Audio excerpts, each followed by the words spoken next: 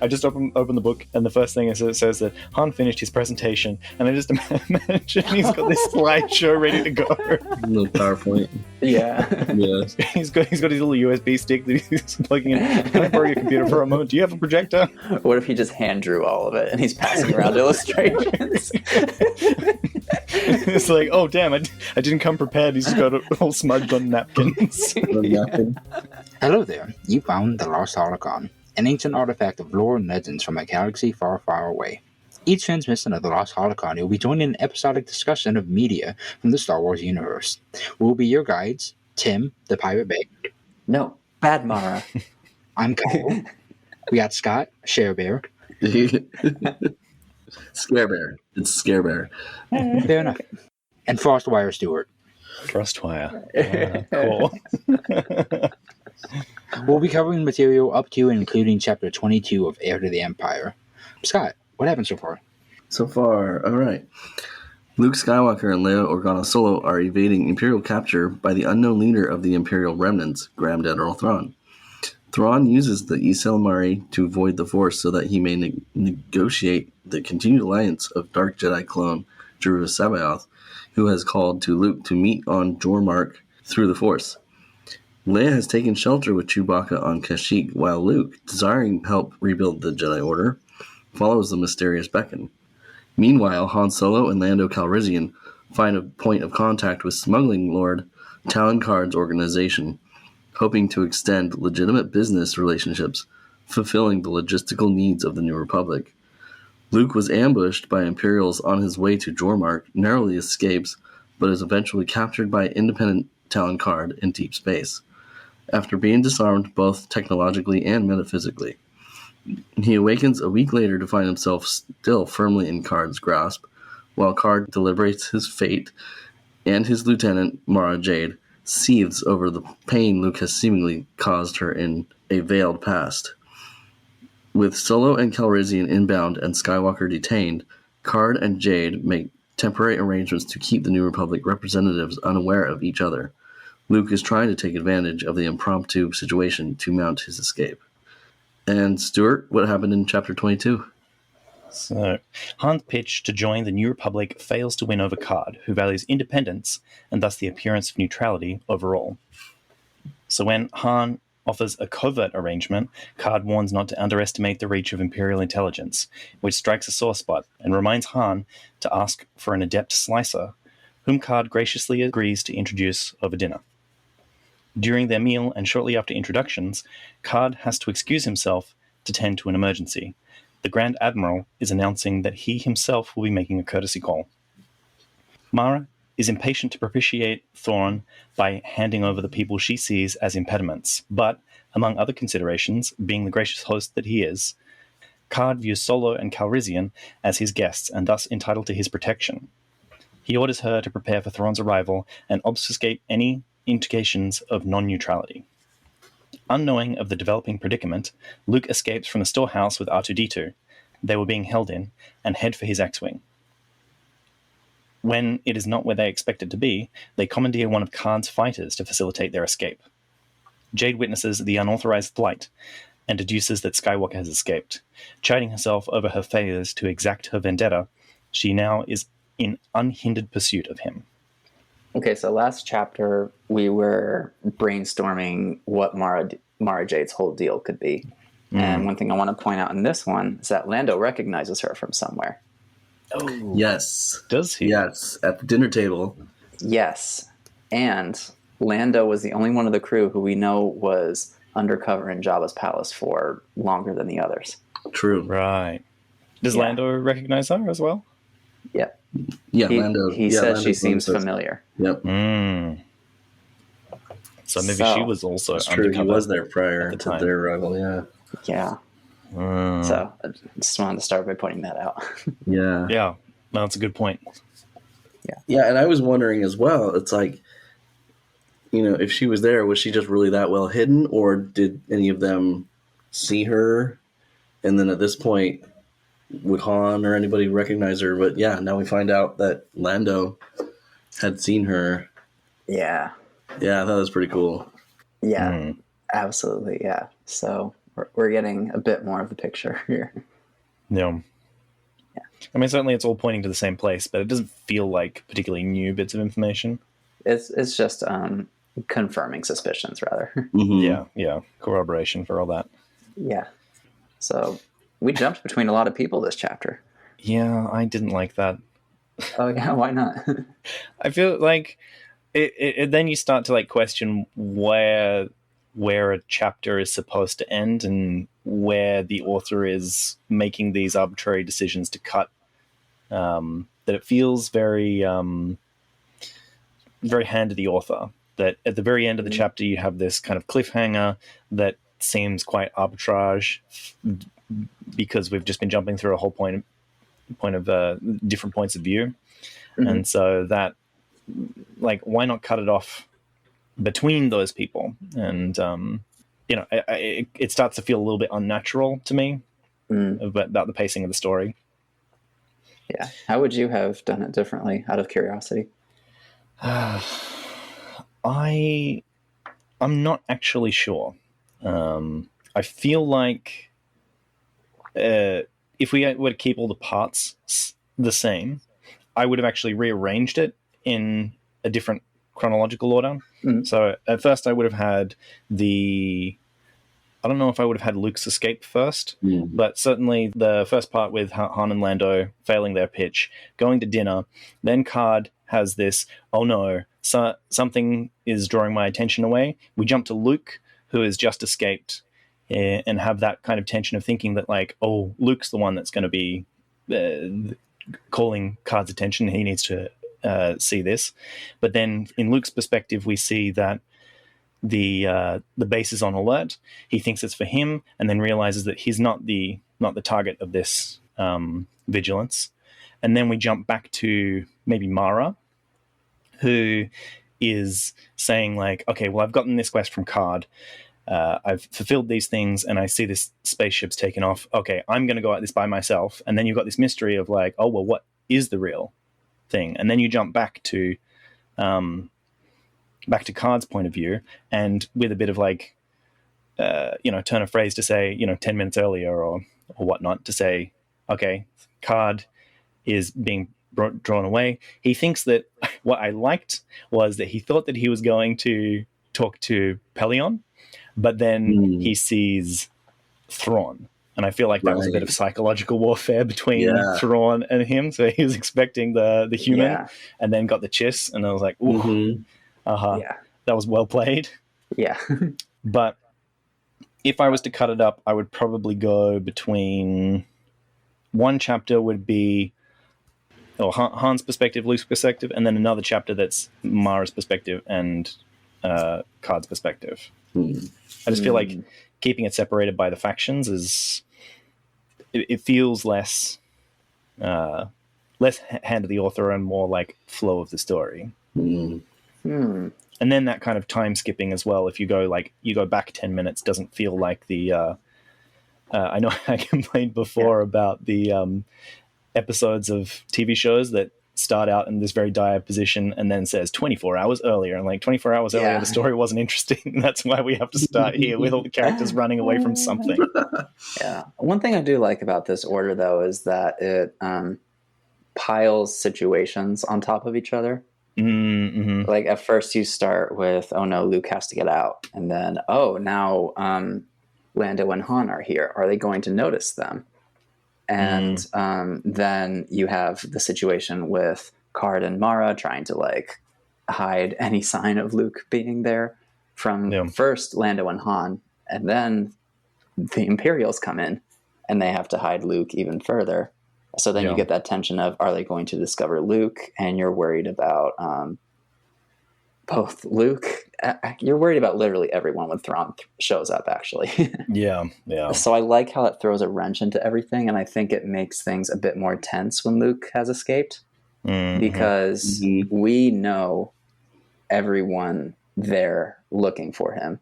Yeah. And we're hoping he doesn't get spotted, because it could be really, really bad. Yeah, especially since, they have the Karrde and Thrawn have the conversation, and Karrde kind of slips up, where he's like, about the search for Skywalker. Yeah.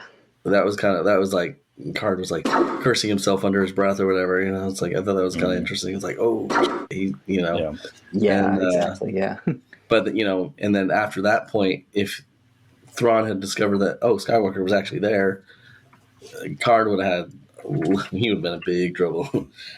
Yeah. Everybody kind of gets put one more turn of the what are those torture devices called with the lengthening of people? Oh, I know what you're talking about. This is Yeah. a torture rack, right? I think it's just called the rack. See, I like to think of these kinds of narrative situations as spinning plates. Right. And then you add just another plate to the mix. Right. One of them's looking a little wobbly. Lazy. Yeah. Yeah. This actually was the first time reading the book where I actually felt tension building, like as I was reading. Really not when they were on the mining planet? And then the immediate de-escalation the next chapter. Yeah. I'll tell you, I'm hoping they don't do. At the start of this, before Jade and Luke bounced off, I was like, they're all convenient again. They're all converging in on each other. Yeah. Yeah.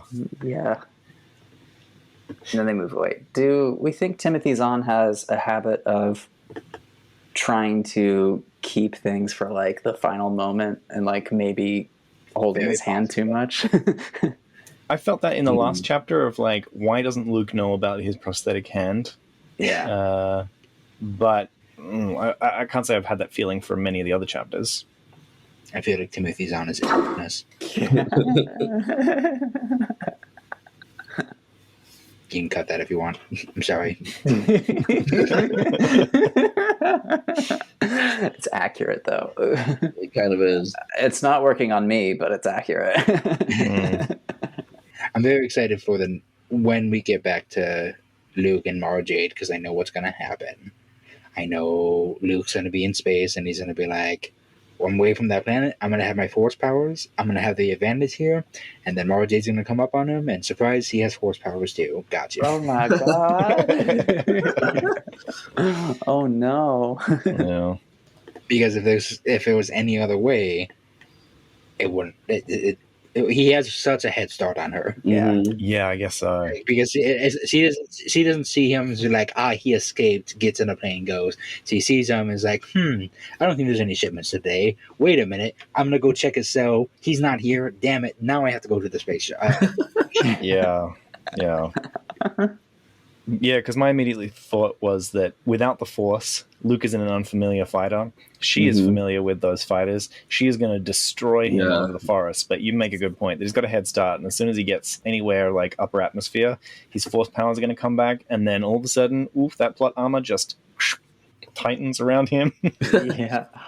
Actually, probably not that far, because like, how big is the canceling field for a ysalamiri again?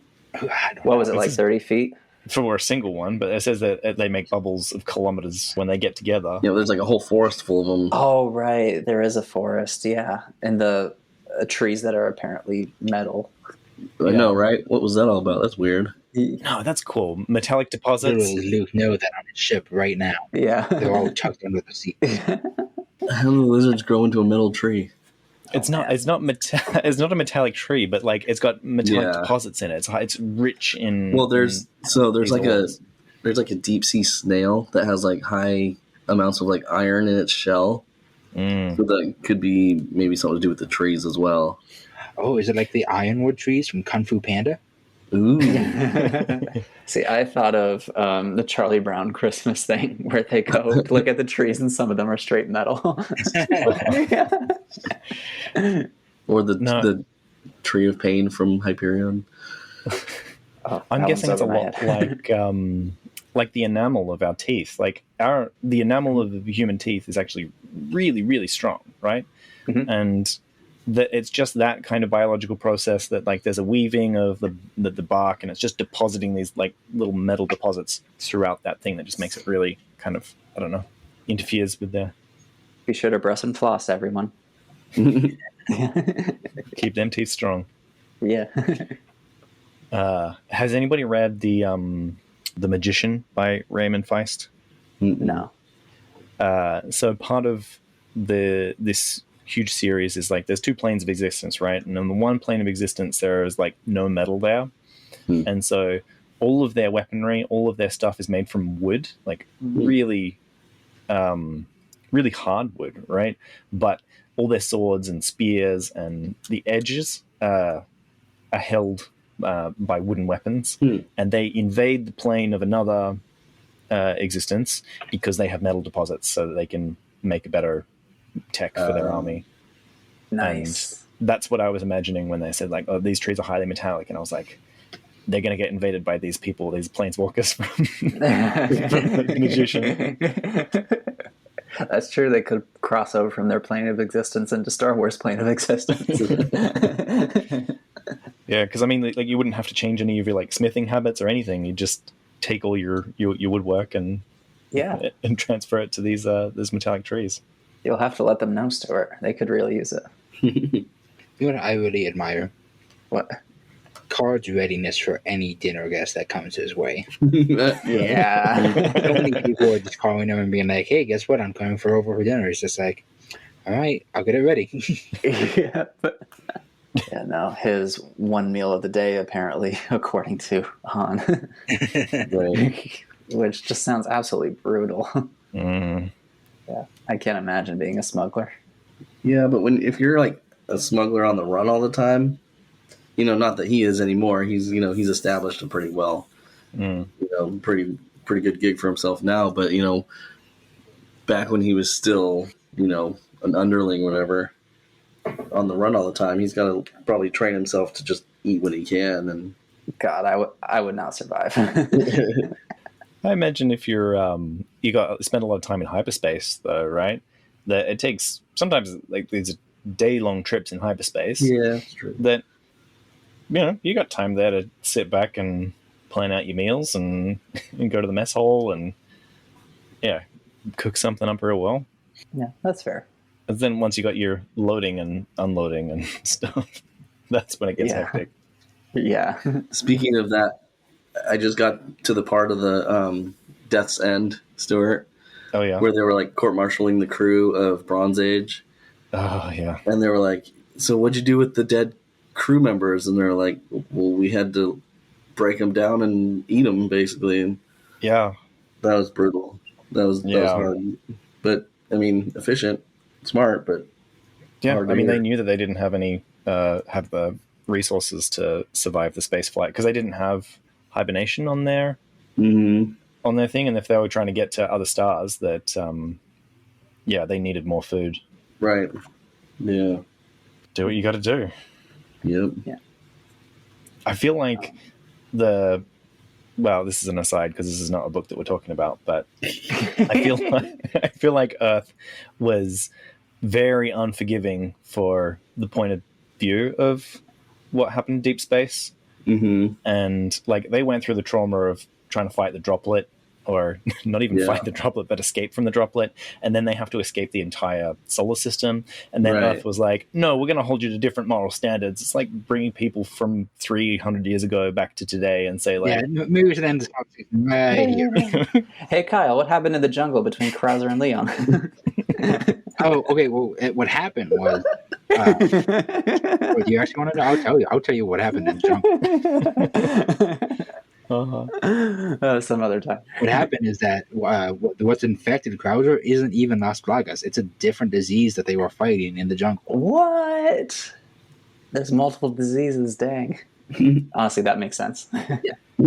He got attacked, and like Leon's like, another day in infected America, and Krauser's like, it's real fun because it's a rail shooter. You find this information as a rail shooter for the Wii. And Leon and Krauser are on a mission in Africa, or the jungles of Africa, or something like that. And you're playing as Leon, and you're just going through it. And when you beat that, you unlock a mini mission where you go through the same thing, but as Krauser, and you hear his inner monologue of him being like, "This is bullshit. This is all bullshit. I got my arm stabbed by a giant needle. This all fucking sucks." And then he's just after he's infected, he's just like, "The power! I can feel the power." Krauser would make a pretty good Sith. Oh, I'm excited. I hope there's more backstory. Yeah. Now that we've paired up to our respective asides, back to Star Wars. Uh-huh. So there's this one moment I thought was kind of funny where Karrde said interesting words to use in regard to a man with Captain Solo's somewhat checkered reputation. And Han was thinking to himself, what's he referring to? Which incident?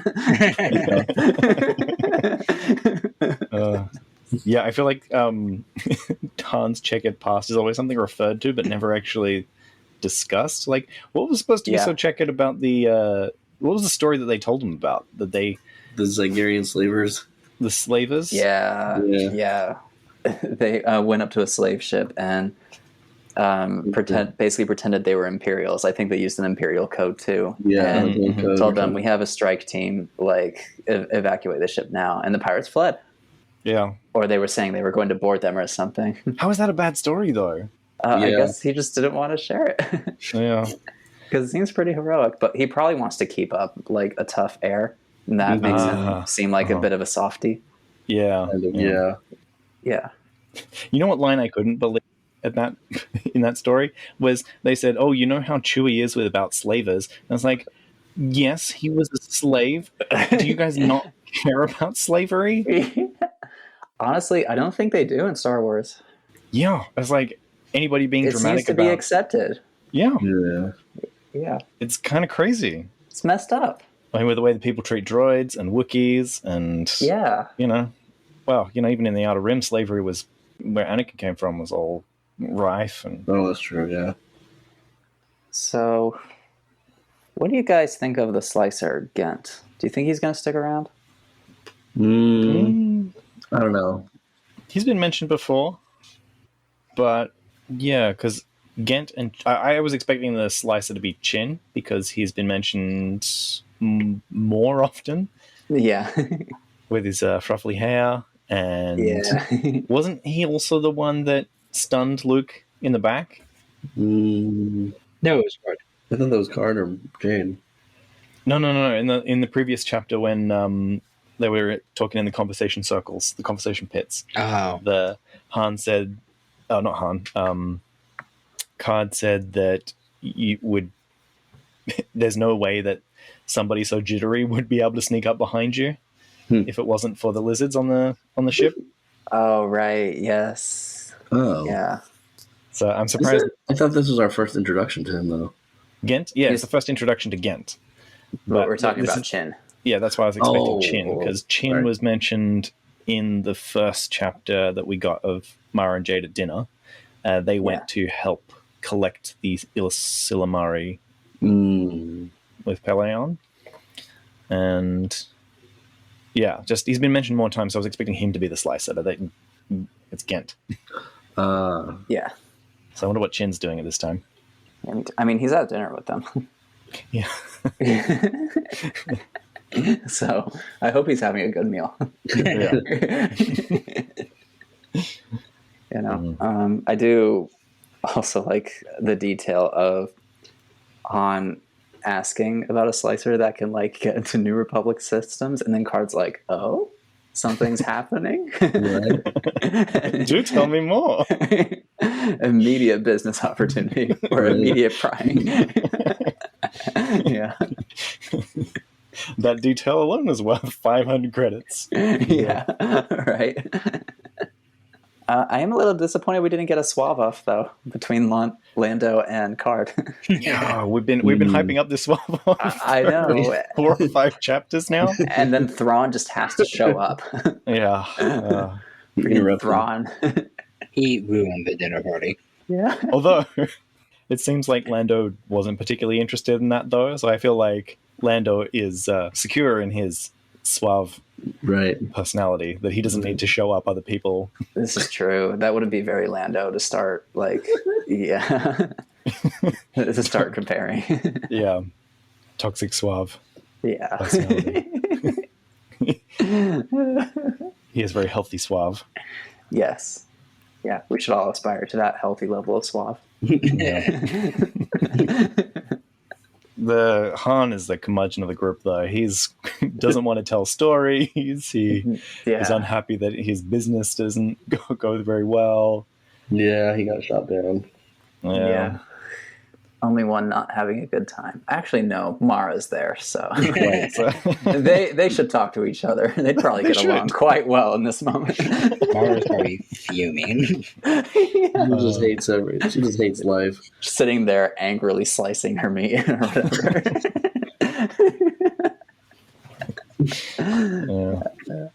I do think it's the business relationship seems pretty clear, right? That he wants to like overlook any sort of crimes, and they'll give them solid long-term revenue to look forward to.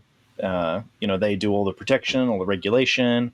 They don't have to worry about pirates. It's it's pretty clear what's going on there. But yeah, I think I at least wrote the summary that. He's all about independence. He doesn't want to be under anybody's thumb. Yeah. He's our, what did we call him last time? Capitalist min-maxer? Yes, that is Karrde the capitalist min-maxer. He's just one of those cartoon characters that you can just see like credit symbols behind his eyes every time something comes up. Yeah. So, absolutely. If we didn't get a description of him, I would honestly imagine something like Mr. Burns. Mr. Burns is his younger years. Yes. Yeah. So then the dinner gets interrupted by Thrawn showing up. Mm-hmm. What a tense call. Yeah. Oh, yeah. Right. Yeah, and then especially with that part where he slips up about the search for Skywalker. Yeah. Yeah. Well, you can help us now, I see. And then he covers his tracks pretty well. He's like, well, I thought he was in an X-Wing, and he would only last so long in an X-Wing, and, Yeah. Yes, well, he is a Jedi. And Do you think Thrawn actually bought that, or Thrawn kind of saw through it? I think he might have bought that. Who knows? In this book, he probably knows it. He knows exactly where Luke is. Yeah. He's going to look at the base from 40 miles away and be like, he's going to be in that storeroom, because obviously where else would he be? Right. He's like, right about now, he should be using his prosthetic hand to escape. Right. That pause of 3.5 seconds between answering my question really tells me that you considered these possibilities, and I can rule out two of them. So. Yeah. And also, it was confirmed here that he hasn't talked to Thrawn at this point. It's only been through Belian. Yeah. Oh, I didn't notice that. Yeah, first actual interaction with Thrawn. First time to see it, and I liked the description as well. The description was that he was a nightmare, and the glowing hot holes of his eyes was Confirmation they glow. Confirmation they glow, which crazy. And so I feel like this unhuman, uncanny valley thing that we're seeing. It's kind of demonic in a way. It's like a sleep paralysis demon. Well, that's the thing. Yeah. On the photos I see, he just kind of looks like a blue human with red eyes. He's got like that the Chad face as well. He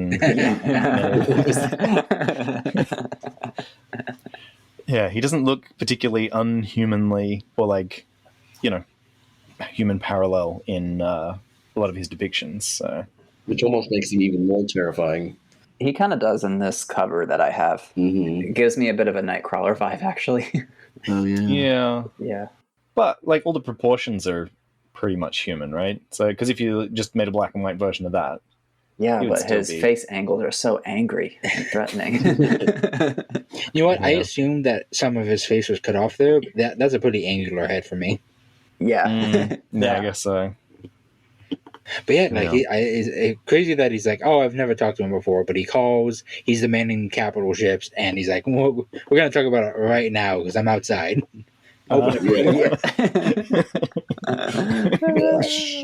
it's like, oh, I got to prepare for dinner. Where's my personal chef? We got to change the menu. Thrawn is such an inconsiderate guest. No warning ahead of time, no confirmation of plans, nothing. Right. He just shows up at his front door. Have you accepted the Empire as your Lord and Savior? Oh my god. Just don't take no for an answer sometimes. Yeah, if he accepted Palpatine, he will rise again. Yes. Yeah. The and then the tension between like what Mara wants to do and what Karrde wants to do is really shows the difference of like she is clearly biased. She just wants to get rid of this. She there's no, like it doesn't even seem like favoritism towards the Empire. It just like completely against the New Republic. Like, Yeah. she just wants to hobble the New Republic as much as possible, despite what kind of relationship that would make anywhere else. Yeah. And Karrde is very, very cognizant of what independence means in each of its choices. Yes. Right. And then there's that moment where she's all like, Karrde says, "Oh, they're our guests, so we have to give them our protection." Which I like that he like stays by his code. I respect that a lot. No. Yeah. And then she's like, "Can we give that same thing to Skywalker?" And he's basically just like, "Shut the fuck up, you smartass." Of course not. Yeah. I take umbrage with that point of view though, because like if you have to think about if he was planning to betray them all along and he's still accepting them as a guest, like from the guest's point of view, whether it's a betrayal or whether it's you're going to get turned over or a trap, like that doesn't look different from that point of view. So the kind of honorable undermine. I mean, is he planning to betray them though? No, he's not. Yeah. But I'm saying that him trying to play the honorable, they're under my protection, they're my guest kind of thing, is that if this was the kind of thing that he had brought them in to then sell them, that doesn't look any different from the victim's point of view. So True. How is his honor supposed to be increased if this is... I mean, it's not. I just like that he at least has rules and is consistent. Yeah, but that's a bit of like metatextual knowledge, rather than it being valuable in universe. Yeah, exactly. Is my bit of beef with that. Oh, hey, don't mind the fact that I'm probably going to sell your friend to your enemy. Like, let's enjoy a meal. Yeah. That was probably my favorite part of this chapter, was that call. Yeah. That was pretty great. The most memorable part. Yeah, just there's so much tension and like, it was. I feel like we hadn't seen Thrawn in a bit either. Like, am I crazy in thinking that? Yeah, it'd been a few chapters. Yeah. I think the last time we might have seen him was when Luke was fighting him and got away. Right, and he killed that guy with... Right. He killed that guy with Rook. He used Rook. Yeah. Yeah. And then Mara Jade also like biting back and being like, well, why aren't we doing this? It's like, you've been here long enough. You should know these rules. This is the things that I stand for, and you should be towing the line about now. And I did like now that it seems like there's a bit of tension between them now. Right. That Karrde realizes that maybe she's not really suited for the position, that she does have an agenda. And she seems a little off the heels and kind of a loose end when it comes to Skywalker. She's very biased towards him. And yeah. It's like, bruh, it took you this long. I mean, this might be the one thing that just sets her off. Like she might be just good every other time. Oh my god. Yeah. Although, maybe, bring it all the way back to the beginning of the book, is he actually offering her a position in this company? Or is he only using that as a bit of leverage to find out the data mining for her past so that he can sell that to somebody else? Right. Oh my god. He already knows that whatever this information is, it's worth tens of thousands of credits. He could be like, hey, Thrawn, I have this, the secret Jedi. If you want to sell her to C'Baoth or whatever. And oh, yeah. That's fair. Yeah, that is pretty fair. You never considered that. Yeah. Yeah, but I don't think he knows about his agenda I don't think Karrde knows anything about the agenda with C'Baoth. But no, I think a few chapters back we tried to talk about like I asked whether he's aware of C'Baoth, and the only people right now that are aware of C'Baoth being linked to Thrawn is probably the people on deck of the Chimera. Yeah. But that would be an interesting playing card if he did know about that. No. That would. I wish I could just like be super meta and like go into the story and go to Karrde and be like, I know things you don't. Right. Yeah. I know something I won't tell. It's like, oh my god, where did this entity come from? So then we get to Luke. Yeah. There was a lot in that grunt. Yeah, I think Luke's been a little bit boring. It's been a little bit contrived, I feel like, to draw out his position in the story, like him forgetting that he's got a prosthetic hand, or crawling through the jungle. I know he has to like see Mara so that there's some exchange of I don't know, tension there, but it feels a little bit inefficient at times, of like the character just being in the story. In what ways? Well, that his sections are drawn out so that Luke is present in the story, but the things that he's doing in his sections aren't. Right. Yeah. Yeah, like he's bumbling around trying to, not open boxes and until he can remember that his arm has a bit of his power cells in him. I guess I'm being a bit biased by the last few chapters that we've read. Yeah. But another one, I guess, would be that space battle. That was like, okay, let's go. He gets the touch by C'Baoth so that he gets the calling. And then I feel like there was a few more words, like a few paragraphs there that just made that a bit longer than it needed to be. Right, yeah. I do feel like a good ending point for the last chapter would have been like she just throws Luke in the room. And then his POV in this chapter is getting out of the room. And it could be much shorter. Yeah. I'm hoping for a little bit more of a pickup in action, especially with this next, whatever the next scene with Luke and Mara is going to be. There have definitely been some, like, what almost is a climax and then just nothing happens. Like when they were outside the mining planet and like Luke just blacks out for the fight. he just skips that cutscene. And he wakes up and it's like, it's done. Okay. Yeah. Timothy Zahn did not feel like writing that section. All things are the will of the Force. Yeah. Luke tried to speed run the battle.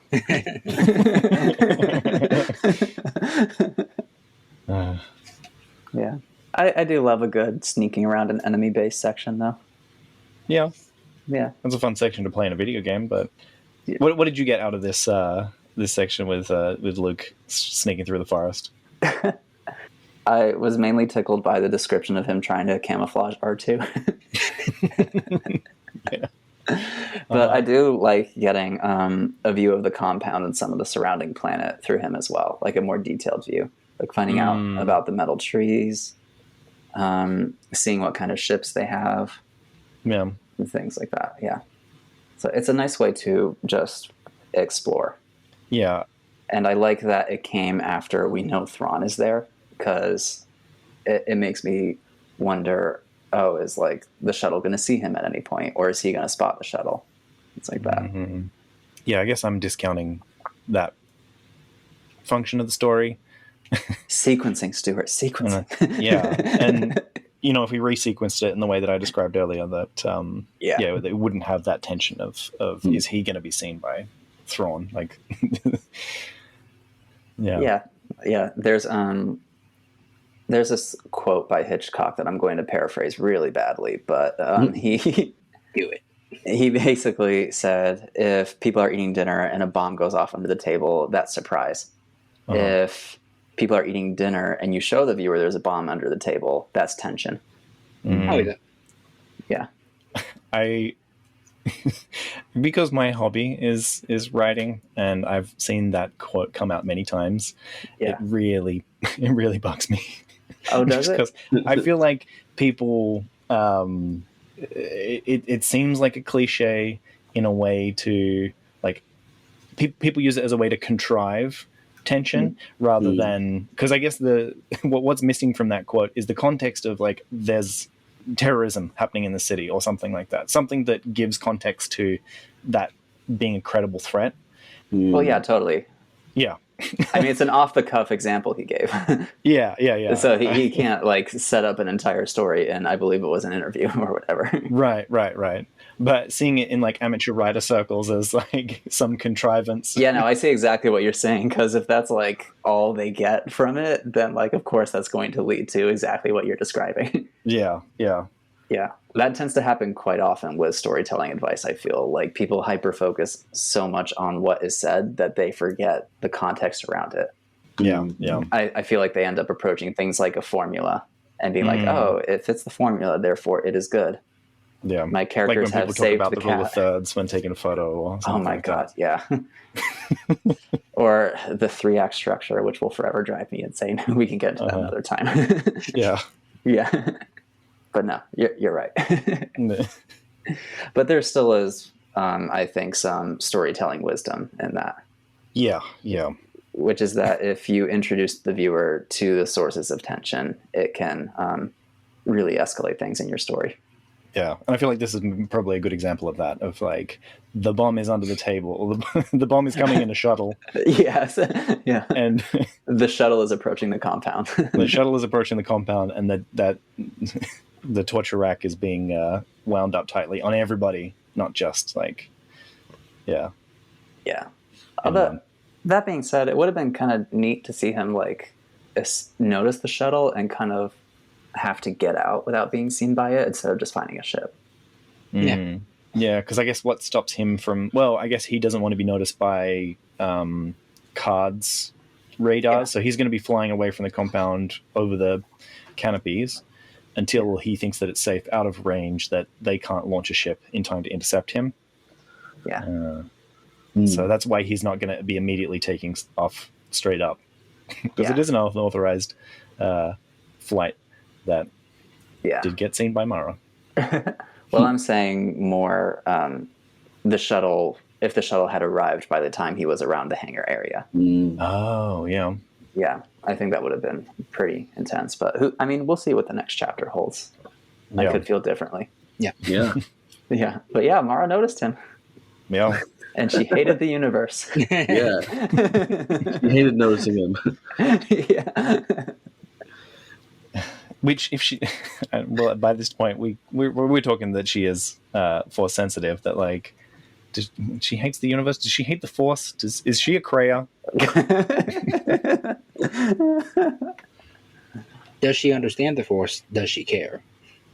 Oh yeah. That's the thing. Does she understand the Force enough to, care about these, or at least want deeper intelligence about, or deeper wisdom in the events that are unfolding? She seems okay without it. Yeah. Yeah. Doesn't seem to And how mind. well is that going for her? Seething in every every scene without probable cause. That's true dark side there. Anybody have any other anything else to bring up? Why doesn't she just kill Luke? That's the other thing. Like, how mad can you actually be at somebody if you could kill them and not do it without any repercussions to yourself? Yeah. They're in a pretty lawless area. I'm sure Karrde would be a little like, what the f-? But yeah, I mean, like, she even says like that he could have gone for the lightsaber. Yeah. if somebody destroyed my life, if that's what she said, they destroyed my life, I hate the universe, and they're in front of me. Just beat him to the Glenskers. Done. Yeah. Yeah. It would have happened when he was asleep for a week. This is why you don't withhold your character's motivations, because we would understand why she cares about Karrde and why it's such a big deal that she keeps him alive so he can do his deal, and why she's even with him in the first place. And it's okay to withhold it, but we're 20 chapters in at this point. Right. Or at least have, like, we've got something now. Like, she wants some information out of him. She said, like, oh, I want to be sure that they're dead. And, like, okay, there's a bit of information that we could have been using a little bit earlier. So be like, okay, she's keeping him alive. She really hates this guy. But there's something that she's not sure about. And that's, like, a point towards the future of, like, well, once I have this information, I can do something with that. And So I feel like that should have come a little bit earlier. Like, well, Yeah. I can't just outright interrogate him. It's just so hard to remain interested in a character that you are given so little to latch onto. Yeah. I feel like just now we're getting that kind of thing to move forwards. And yeah, you know, we've had her as a point of view character before, and I feel like that could have come a little bit earlier, as you said, just to invest a bit more in her. Yeah. But as she said, she's only used a lightsaber a handful of times, but in this condition, if she pretended that he went for her, that she could smite him. Yeah. Smite. That's a good word. Yeah. I mean, she's got righteous anger. Yeah. Right. I just see this fight gonna have it. It's not like one of them's gonna shoot one of them down in this no space fight they're gonna have. Either there's gonna be some weird diplomacy that's gonna happen while they're in their ships, or someone's gonna get damaged to the point that they're gonna start going down, and they're gonna have to get out and talk. Luke's not gonna get away to a point and like reconvene, and she's gonna show up there. I don't think that's gonna happen. Wait, so what do you think is going to happen then? I think Mara Jade's probably going to hit a ship, and he's going to go down. Not to destroy the ship, and then they're going to get out, and he's probably going to make a run for it, and there's probably going to be a jungle chase scene. Right, but R2's there. What are we going to do with R2 at that point? R2's going to chill out. We're going to forget about R2 for a couple chapters.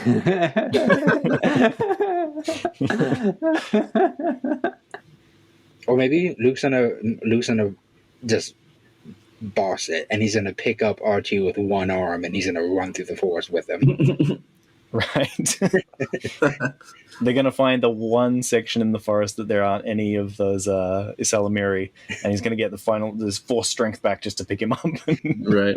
I think the opposite's going to happen. I think R2's just going to throw Luke on him and take off. He's gonna strap him back like Yoda. Yeah. R2 is probably going to be the one to save him in this situation. Might be. Do you think we're going to pull a Kayandi Mundi here and ask, what about the Nogri attack on the Wookiees? Is that going to happen next chapter? Or like, what's going to happen, you think? Oh, man. Is the next chapter a Wookiee chapter, or is the next chapter the dogfight? I think we're going to go back to Han and Lando. That's the rough thing, because we had a lot of point of views in this story. It's hard to tell what the next chapter might be because we just covered a lot of people in this chapter. Yeah, but it's fun to speculate. Yeah. I just opened the book, chapter 22, and the first thing is it says that Han finished his presentation, and I just imagine he's got this slideshow ready to go. As you can see here in figure 3, we're projecting your profits to skyrocket. New Republic logo in the corner of all of it. Little watermark on every image. Yeah. I would like to see Han give a presentation, though. Little PowerPoint. Yeah. Yeah.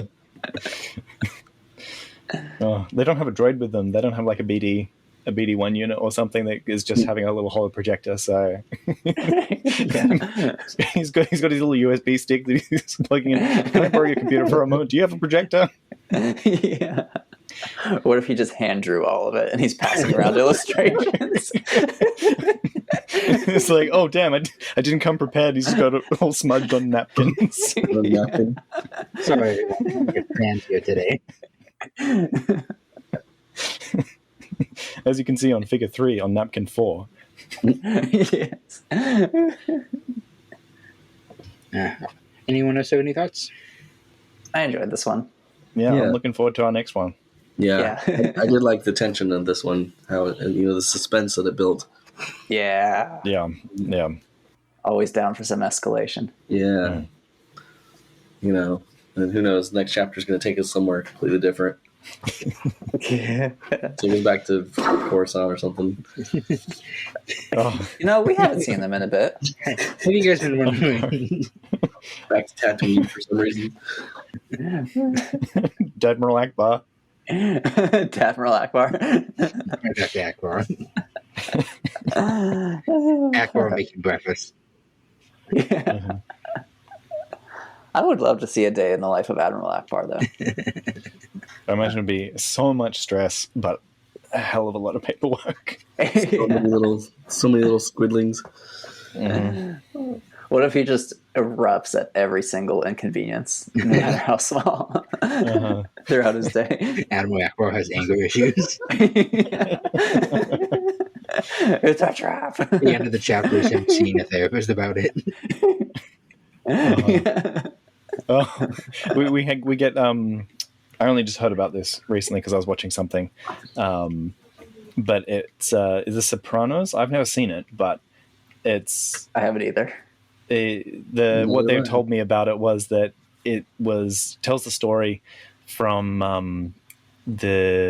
mob boss. He's going to his therapist every week, and it's him talking. And I imagine that you have a sitcom with Admiral Akbar talking to his therapist every week as the framing device for the story. Oh, that would be great. I am down. Kathleen Kennedy, if you're listening, reach out. That's a fun thing I learned this weekend. I found out who Kathleen Kennedy was. Wow. Is it now? I saw Kathleen one review Kennedy. being like, somebody told us to Kathleen Kennedy. I was like, who's Kathleen Kennedy? Yeah, the legendary Hollywood producer with quite a bit of resume before Lucasfilm. Oh, really? Oh yeah, she's worked on a ton of Spielberg films. Like Super 8. Yeah, in fact, let's go look at it now. Well, then you keep hearing rumor after rumor that she keeps getting fired or whatever. Yeah, those rumors are exhausting. Yeah, Is it rumor or is it just wishful fanboys? I think it's a lot of Wishful. fanboys wishing. She has 102 producer credits on IMDb. Oh. Yeah. Let's go back to the beginning. Associate producer on Poltergeist, producer on E.T., associate producer Indiana Jones and the Temple of Doom, executive producer Gremlins, Fandango, The Goonies, Back to the Future, The Color Purple, Empire of the Sun, Who Framed Roger Rabbit, The Land Before Time. I mean, Whoa. Back to the Future 2 and 3. Like, she has done a lot. Yeah, that's impressive resume. She deserves to be where she is. Yeah, sure. I forget. What is a producer again? It is extremely vague because it's basically all the administrative stuff, and with the entire gamut of tasks that are available with anything admin, who knows what a producer does. But the different producer titles, they're kind of given out based on merit. Like a co-producer is like below producer, and then associate producer is below that. Executive producer is someone who kind of just like gave a lot of money and they don't have much involvement, but they can say no to anything at any point because of the power that money gives them. However, in terms of ownership, whoever the producer is, the person who basically led the whole production, they own the film legally, and if it wins Best Picture, they get the Oscar. Oh, Really? Okay. Yeah, Wow. so they're the top, whoever the producer is. I was watching John Wick and I saw that Elvira produced it. I was like, oh, okay. Hey. Yeah, no, producing is not fun. I did a bit of it. It's very stressful. As the administrator for my workplace, and it is stressful. Yeah, that's producing. I was okay. I was recently. There was like a paper I had to sign at work recently, and my job title was machine operator, EOC. Everyone else that I work with is just machine operator, and I asked what EOC means, and they couldn't tell me. They're like, it's on your list. Executive of, I don't know. Don't know. I don't Executive get of charge. Of machinery.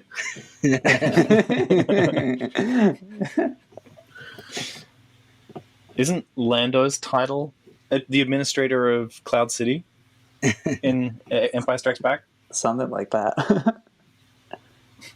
Chief administrator, maybe. Chief administrator. Yeah. Yeah. That's his resume is just administrator, chief administrator, Right. executive administrator. He's like, I'm really good at being in charge, guys. I'd follow him. Yeah, me too. Do you think this is real quick? Do you think this is the first dinner that Han and Lando have had since Cloud City? No. Probably not. Okay. Not if it's been like 5 or more years now. They probably shared some meals in the rebellion. They would have had his wedding party. Yeah. Because they were both generals at one point, right? Well, Han was frozen in carbonite for most of that. No. After that. No, after well. Return of the Jedi. Oh, after, right, yeah. Maybe. But what would the generals have to do after? I mean, Imperial remnant, yeah. When did the Imperial remnant threat start? Probably the entire time. I'm guessing they didn't back down just because. Find out next time on The Lost Holocron. The Thrawn crisis visually starts now, but they had. Oh wait, when was the Dark Empire crisis? Find out next time on The Lost Holocron. Are we ready? Yeah. You go for it. I just want to yell, find out next time on The Lost Holocron. This has been The Lost Holocron. You can find transcripts, links to discussion, and more at our website, lostholocron.com. While you're there, you can learn how you can support the creation of future episodes. Read on and find out next time on The Lost Holocron. Yeah. We would be honored if you would join us.